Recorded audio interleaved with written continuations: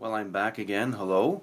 You're going to have to excuse this recording here. I'm going to have to move the iPhone camera around a fair bit to show you what I've been doing here in my next assembly step. We've been working with the control panel, and it's very important when you do this to wear ESD protection. I wear a wristband for the ESD protection, but there's a lot of components on here that you can damage fairly easily. So make sure you've got a good ESD pad and the wrist strap as well, all bonded together to ground. So what do we do this time? This is a very, very important step to pay attention to. Let me just move the camera down here. Hang on, go like this. And here we are. Now, you'll notice on the control panel there's some standoffs. There's one here, here, there's one there, one up in the corner here, and one over here. Now, these standoffs are very important, and you have to pay really close attention when you're assembling this unit. The standoffs consist of 256 3/16 thread, there's a 440 thread, and then some 256 male-female type standoffs as well. So what you do in this step is, these standoffs here in the manual, it's very specific. You have on this, this, and this screws that come through the bottom of the board, 256 screws. There's a lock washer on the bottom of the board, a lock washer on the top of the board, and then you put the standoff on and you secure it. It's a bit tricky. I had to use my magnifier because the lock washers and so on, it's a tight fit.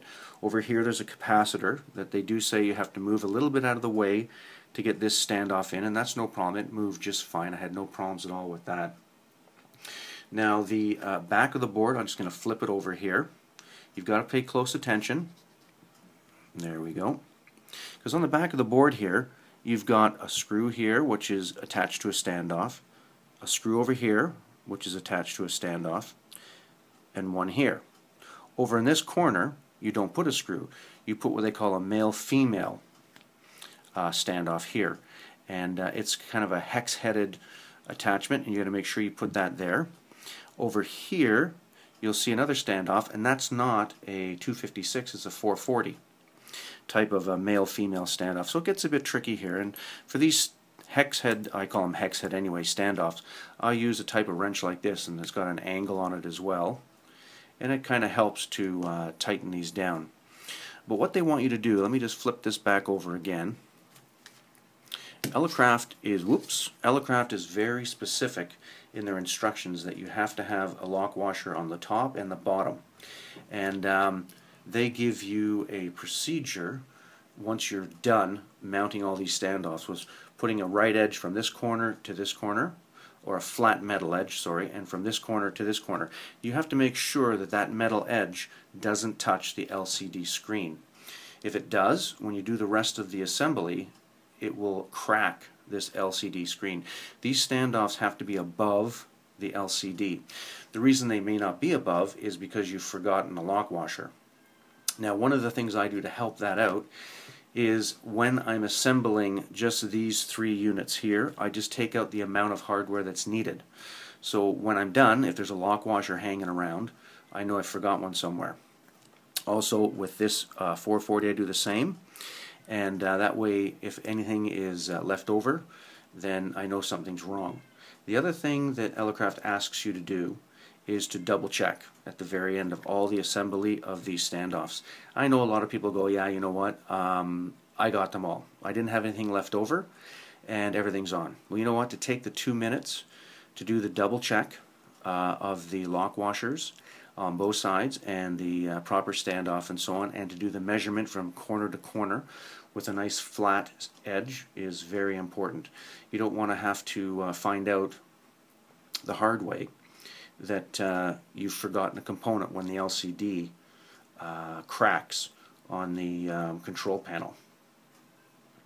Now, we're going to move on to, let me just move this up here. There we go. We're going to move on to our next stage, and I'll get back to you. Thanks very much. So where are we now? Well, it's beginning to more look like an Elecraft KX3 transceiver. As you can see, the front panel is now installed along with the control panel. I've got the encoder installed here. That went fairly easy. The only thing is you've got a nut down here that you have to tighten. And they ask you to use needle nose pliers, which I did. The wrenches wouldn't fit in. Just be very careful. You have your bezel here, which is plastic, excuse me, and can easily be scratched. So take your time in here, and they do say not to over tighten it. Just get it snug so you don't cause any damage to the encoder. The fun part was getting the bezel and the control panel installed at the same time. You have to slide the control panel over this front cover, put the bezel on, and then put these screws in. And you need 3 hands more or less to do it. It was a bit tricky, but overall it worked fairly well. All the buttons, I checked them, they work fine. They ask you just to push each one to make sure that there's no issues with it snugging up too much against the cover. All the shafts here came through fairly nicely, and the LED lights here fit through perfect. Very nice finish. There was no issues with things not fitting or LED lights not matching up with the holes. Very good job with the engineering of the Elecraft KX3. In the back here, there we are. The speaker has been attached here, and as I said, the encoder has been put in. Now, before I put the front cover on and brought the control panel in, I rechecked again those standoffs for the proper amount of washers and the distances, because the last thing you want is when you tighten these screws here and here is to see the LCD screen crack. So there was no issues with this part of the assembly. It's fairly straightforward.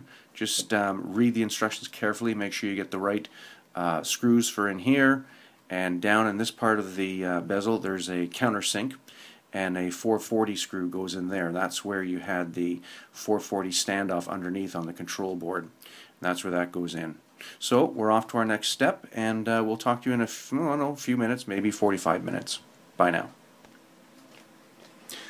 Well, I've now got some knobs on the Elecraft KX3. It's looking more and more like a radio.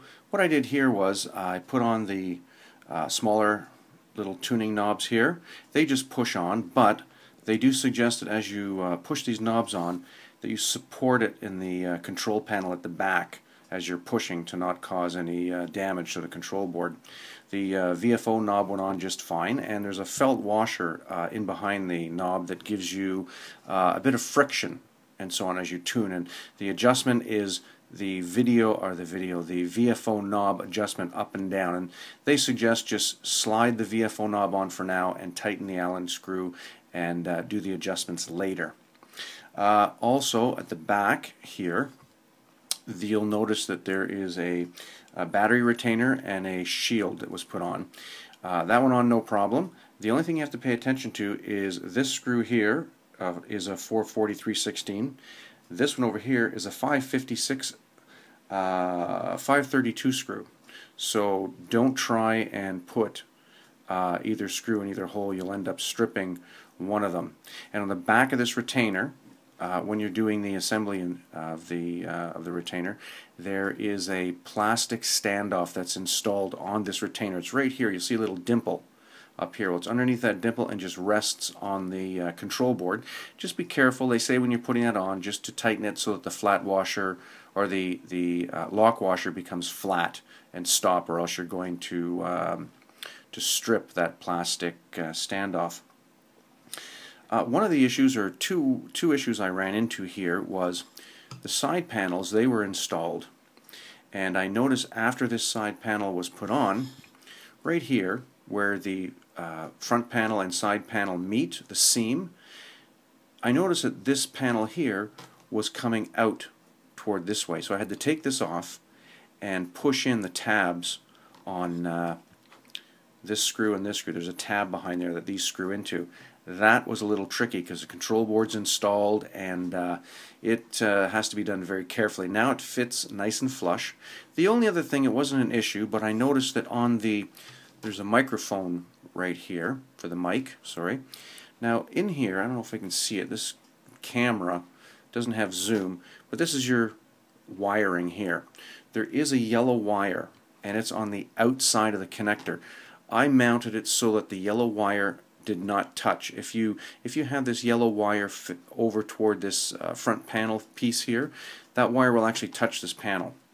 I'm not sure if that'll do anything because this panel is painted, but I just rotated it so that this outside wire on the microphone is at the top, and everything else, all the other connections, come out the back of the connector. It's just this one connector, and I believe it's ground, I'm not sure, but it was on the outside, and it seems like it would rub on this panel if you didn't turn that to the one side. So there you go. Oops, let's turn right side up. There we go.